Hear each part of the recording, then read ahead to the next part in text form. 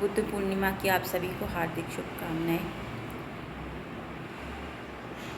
एक कहानी जो बहुत ही प्रेरणादायक है महात्मा बुद्ध और उनके शिष्य के बीच। एक बार उनके एक शिष्य थे, उन्होंने उनसे विदा लेते हुए पूछा कि हे गुरुदेव, आप मुझे आदेश दें कि मैं आपके संदेशों को लेकर किस जगह जाऊं।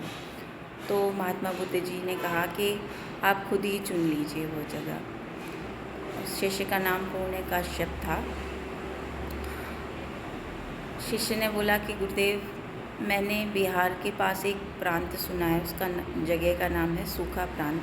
वहाँ के लोग बड़े क्रूर हैं। मैं सोचता हूँ कि मुझे उस प्रांत में जाना चाहिए जहाँ मैं आपके अहिंसा, प्रेम और करुणा के संदेश को फैला सकूँ। तो महात्मा बुद्ध जी बोले, फिर तो तुम रहने ही दो, क्योंकि वहाँ के लोग बहुत ज़्यादा क्रूर हैं। तुम वहाँ अभी तक कोई भी जाकर ये संदेश नहीं फैला पाया।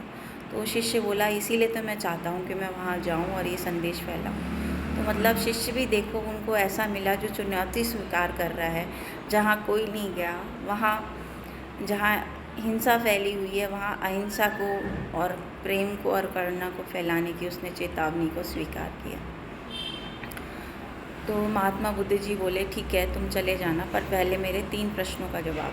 पहला प्रश्न कि अगर उन लोगों ने तुम्हारा अपमान किया तब क्या करोगे? तो शिष्य बोला कि मैं उनका धन्यवाद करूँगा कि उन्होंने मेरा सिर्फ अपमान ही किया, मुझे मारा पीटा नहीं।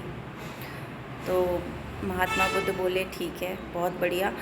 अगर उन्होंने तुम्हें मारा पीटा तब क्या करोगे? तो शिष्य बोला कि मैं उनका फिर से धन्यवाद करूँगा कि उन्होंने मुझे सिर्फ मारा पीटा, मेरी हत्या नहीं की, मेरी जान नहीं ली। तो महात्मा बुद्ध जी बोले, ठीक है, अगर तीसरा प्रश्न ये है कि अगर उन्होंने तुम्हारी हत्या ही कर दी तब क्या करोगे?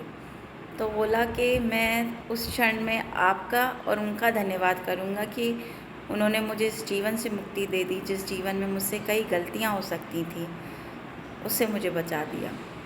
तो कहने का तात्पर्य ये है कि आपके भीतर अगर कुछ करने की चाहत है, सच्ची जिद पैदा है कि आप कहीं परिवर्तन करना चाहते हैं, संसार में अहिंसा, प्रेम और करुणा का संदेश फैलाना चाहते हैं, तो ईश्वर आपको हमेशा कृतज्ञता की ओर ले जाएगा।